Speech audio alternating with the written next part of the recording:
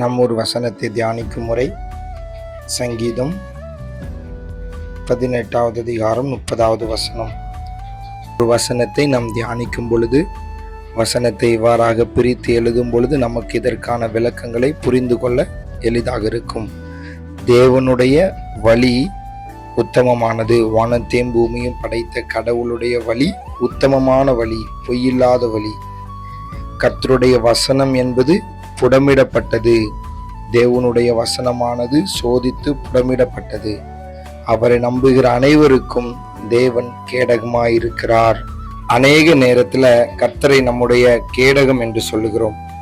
அவர் நம்முடைய கேடகமாய் இருக்க வேண்டும் என்று சொன்னால் தேவன் சொல்லுகிறார், புடமிடப்பட்ட வசனத்தை கொண்டு தேவனுடைய உத்தமமான வழியிலே நடந்து அவரை நம்புகிற அனைவருக்கும் தேவன் கேடகமாய் இருக்கிறார்.